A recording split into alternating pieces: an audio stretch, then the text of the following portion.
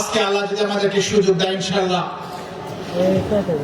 আল্লাহ যদি আমাদেরকে সম্মানিত করেন, এই কাহালু নন্দীগ্রামে আমাদের প্রথম লড়াই হবে। এই কাহালুর প্রতিটা ঘরে ঘরে মানুষের কষ্ট, এই কষ্টকে সমাধান করার জন্য রাস্তাঘাট হবে আমাদের সমাধান করার আমাদের প্রথম লড়াইয়ের কাজ, ইনশাআল্লাহ। আমাদের বর্তমান বাংলাদেশের আমরা যে জায়গায় আজকে দাঁড়িয়েছি, আমি একটু আগেও বলেছি যে আমাদের শিক্ষা প্রতিষ্ঠানগুলো একটা ভয়াবহ ক্রাইসিস ফেস করছে। এটা কেমন আপনারা দেখবেন, আপনাদের এলাকায় আছে কিনা আমি জানি না, তবে বাংলাদেশের বেশিরভাগ এলাকাগুলোতে পঞ্চম ষষ্ঠ 10 পাস করা মানুষগুলো গিয়ে মাস্টার্স পাস করা শিক্ষকদের সভাপতি হচ্ছে না। কেউ সভাপতি হয়, কেউ বিদ্যুৎসাহী হয়। আর এই পোস্ট পজিশন দখল করে শিক্ষকদের নাকের ডগার মধ্যে ঘুরেতেছে। আর কিছু কিছু কলেজগুলোতে 1 লাখ 2 লাখ না, প্রায় 2 কোটি 2.5 কোটি টাকার মধ্যে দুর্নীতি করছে। আমরা এই রিপোর্ট সম্প্রতি পত্রিকা দেখছি না? আপনারা কি বলছেন? আমি কিছু বলতে চাই না আর কি। এই জন্য একটা রাজনৈতিক দলকে ইউনিয়ন লেভেলের নেতাকে অব্যাহতি দেওয়া হয়েছে, নামে অব্যাহতি দেওয়া আছে, কামে অনেক কাম চালাই যাচ্ছে আর কি। এই যে ক্রাইসিস গুলো দুনিয়াতে এমন আজব দেশ কোথাও নাই যে একটা স্কুল কলেজের শিক্ষকের যেখানে শিক্ষকদের পরিচালনা করে বাইরে থেকে, আর তাদের কথা তাদের স্বাক্ষর তাদের বেতন হয়। আল্লাহ যদি আমাদেরকে সম্মানিত করেন, জামাত ইসলাম ক্ষমতায় এসে আমাদের যে সংস্কারগুলো হবে তার গুরুত্বপূর্ণ একটা সংস্কার হবে স্কুল কলেজের সিস্টেম চেঞ্জ করা। আর তার আগ পর্যন্ত আল্লাহ চাইতো এই কাহালু নন্দীগ্রামের শিক্ষিত এবং যোগ্যতা সম্পন্ন মানুষদের দিয়ে এই শিক্ষা প্রতিষ্ঠানগুলো আমরা পরিচালনা করবো, ইনশাআল্লাহ।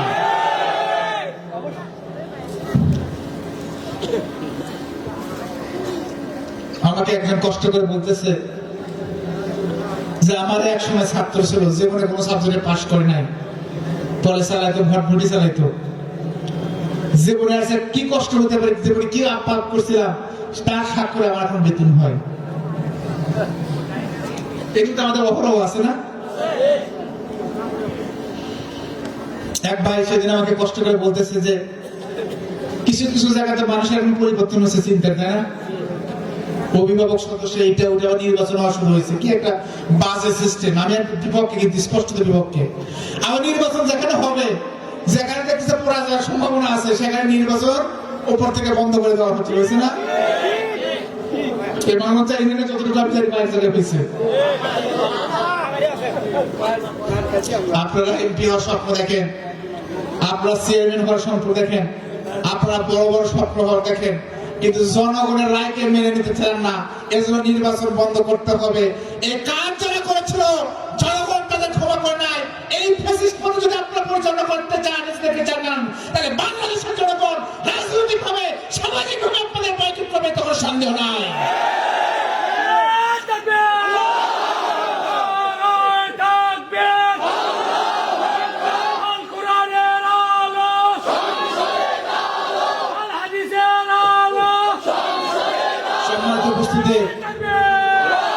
বাংলাদেশের বিশ্ববিদ্যালয়কে বলা হতো একসময় ডাকাতদের গ্রাম, বলা হতো না? ছাত্র রাজনীতি মানে সময় ভয় পেত। সেই বিশ্ববিদ্যালয়গুলোতে ইসলামী ছাত্র শিবির বিজয়ের পরে মানুষের এক স্বপ্নের ছাত্র রাজনীতি, গঠনমূলক ছাত্র রাজনীতি শুরু হয়েছে, যে ছাত্র রাজনীতি বাংলাদেশের ইতিহাসে কেউ কখনো দেখে নাই।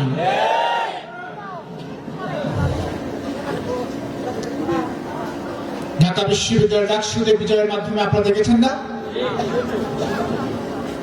যারা ছাত্র শিবিরের নাম পর্যন্ত সহ্য করতে পারত না, আজকে তারা ছাত্র শিবিরের ইতিবাচক কর্মকাণ্ডের প্রশংসা করছে, কারণ মানুষ ছাত্র রাজনীতি মনে করতে একটা হিংস্র কিছু। আজকে এর আগে আমি একটি জায়গায় বক্তব্য বলে এসেছি,